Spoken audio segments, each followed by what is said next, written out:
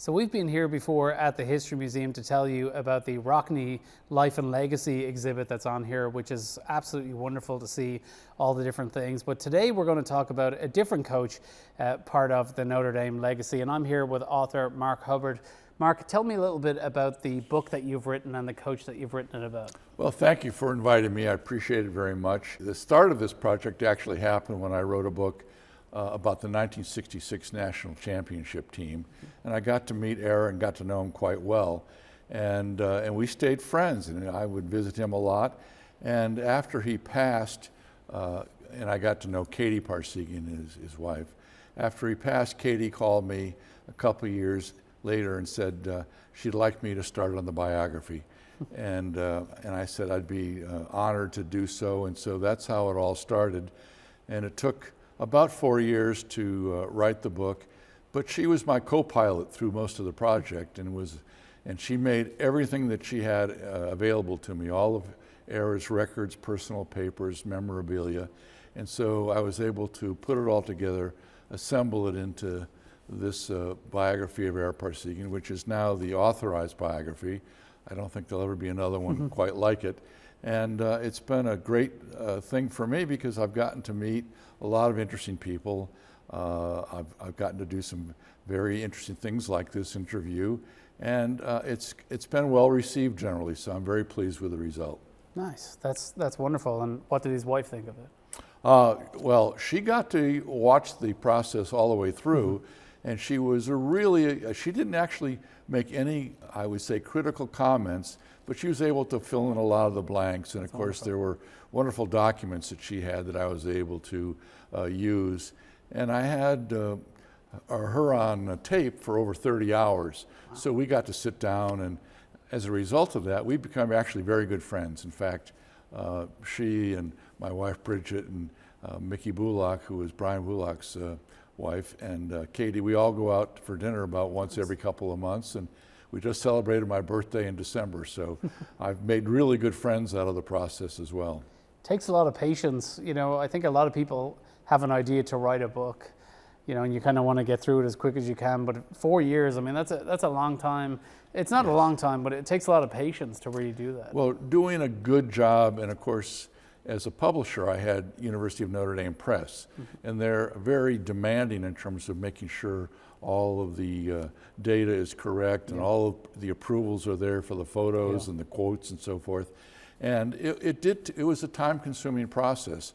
When I started the book, I didn't have a publisher, and it took almost 3 years to get a publisher, but finally we were able to get the University of Notre Dame Press, and that was great. And then they wanted to have a foreword written, and I was really, really fortunate to get Rocky Bleier, who was one of ARA's players, and of course his story with the Pittsburgh Steelers is legendary because he was injured in Vietnam, and so he wrote the most marvelous foreword in the book, and I'm going to start my speech on Sunday reading that foreword because it's such really a good piece of writing. Yeah. And as it turns out, the book has now won a couple national awards, so they're really pleased with the results. It's wonderful, and as I look at it, the quality of it, just looking at it. Yeah, no, this is a great thing, and the cover has got ARA from the 1970 Cotton Bowl being carried off the field after he beat Texas.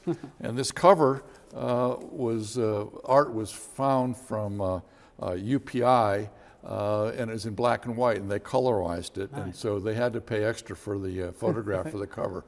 But it's a great cover.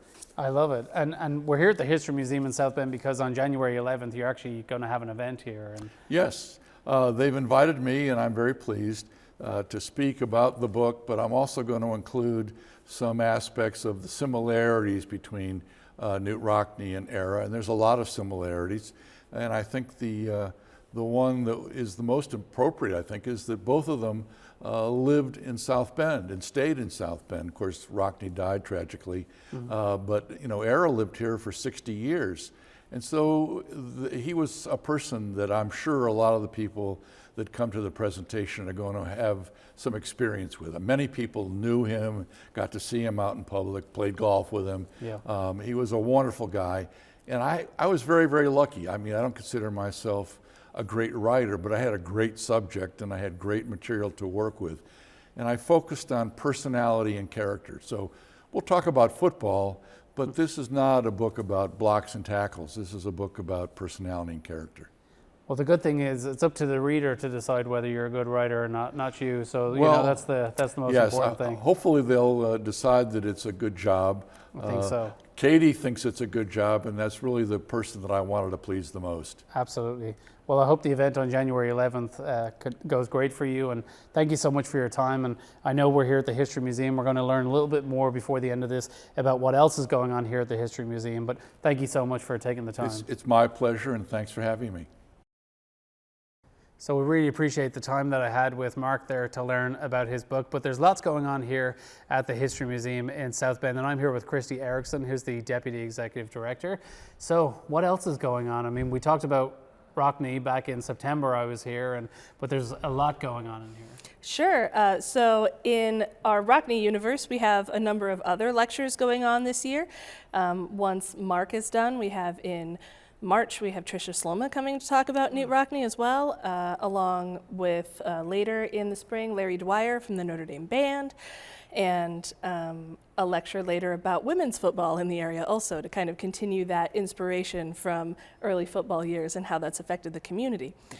Visitors to the museum right now can also see an exhibit on shipwrecks in the Great Lakes, including the Edmund Fitzgerald, that covers a wide time span and kind of why those shipwrecks occurred and how many you can or can't expect to find anymore, as well as we are the national repository for the All-American Girls Professional Baseball League, so as made famous by the movie A League of Their Own, you can learn all about them. And I did see the t-shirt, "There's no crying in baseball" downstairs or outside. And right here is a place to learn about that league. So the shipwrecks thing is really fascinating to me as well, because you know, when I first moved to this area, I grew up in Ireland where it's an island, and I grew up like right beside the water. And I really missed water when I moved here. I know I say water funny, sorry, it's how I pronounce it. But when I first went up to visit Lake Michigan, it sounds so silly, but I never imagined a lake could be so big. I know. It's not what you were expecting. Well, you know, I think of a lake as like something like that doesn't really move much, and then you see these waves, and it just reminded me of the Irish Sea, you know. Sure. So of course shipwrecks happen up there, and so yeah. So that, how did that exhibit come about, or was that just? So in 2025 was the 50th anniversary of the sinking of the Edmund Fitzgerald. Okay. So in commemoration, remembrance of that event, our archivist Travis Childs put together a bunch of different shipwrecks around the Great Lakes, as well as even in Indiana. A lot of people didn't know that there's shipwrecks to explore right here in our own state. Oh, really? Yeah. Out in like Elkhart. No, you know, we got that little piece of Lake Michigan up there. Yeah, so that is true. Well, thank you so much. I know there's lots of reasons to come here, so I hope people do. And thank you for spending time with us and telling us about everything that's going on. Of course, thank you.